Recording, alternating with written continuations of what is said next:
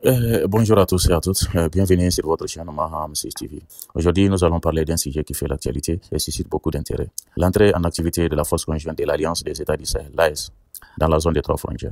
Depuis l'annonce de sa création, cette force conjointe était très attendue par les populations des pays membres. Maintenant, elle est en action et les premiers résultats commencent déjà à se faire sentir. Dans cette vidéo, nous allons voir ce que cela signifie concrètement sur le terrain, quels sont les objectifs de cette force et quelles pourraient être les prochaines étapes vers la libération totale de l'AES. Alors, restez bien jusqu'à la fin et n'hésitez pas à liker, commenter et partager cette vidéo pour soutenir le travail de la chaîne. D'abord, tout premièrement, on va parler des contextes et justifications de la force conjointe de l'AES.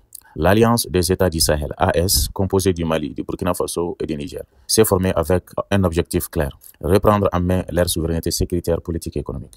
Depuis des années, la zone des trois frontières, située entre ces trois pays, est une région marquée par l'insécurité croissante, à cause des groupes terroristes qui opèrent.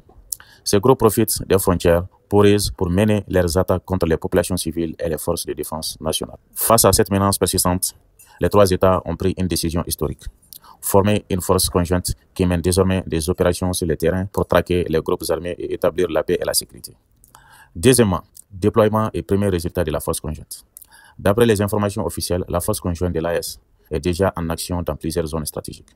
L'objectif principal, c'est sécuriser les zones les plus touchées par les terroristes et assurer la libre circulation des populations. Stratégie adoptée: patrouille intensifiée, contrôle des axes routiers, opération de ratissage contre les groupes armés.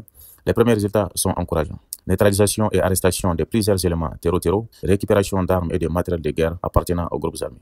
Renforcement de la confiance des populations qui commencent à avoir une réelle amélioration de la situation sécuritaire. Ces déploiements prouvent que les États membres de l'AES ne comptent plus dépendre d'acteurs extérieurs pour leur sécurité. Ils prennent leur destin en main avec des actions concrètes sur le terrain. Quels sont les défis restants? Malgré ces avancées, la bataille n'est pas encore terminée. Plusieurs défis restent à relever. L'ampleur de la menace terroriste, les groupes armés peuvent tenter de se réorganiser et frapper ailleurs. Il faudra maintenir une pression constante sur eux. Le financement et la logistique, une force militaire a besoin de ressources pour être efficace sur le long terme.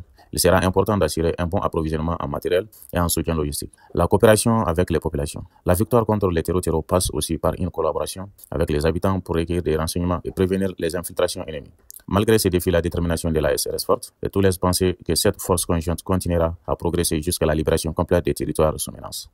La mise en activité de la force conjointe de l'AES est une étape majeure pour la sécurité des populations du Sahel, avec des actions bien coordonnées et une détermination sans faille. Cette alliance montre qu'elle est prête à défendre son intégrité territoriale et son indépendance. L'avenir nous dira comment cette force va évoluer, mais une chose est sûre, l'AES est en marche et rien ne l'arrêtera jusqu'à la libération totale de ces territoires. Que pensez-vous de cette initiative? Voyez-vous cette force comme une solution durable pour sécuriser la région? Dites-moi en commentaire, je lirai vos avis avec intérêt. N'oubliez pas de liker, partager et vous abonner à la chaîne pour ne pas rater les prochaines vidéos. Merci à vous tous.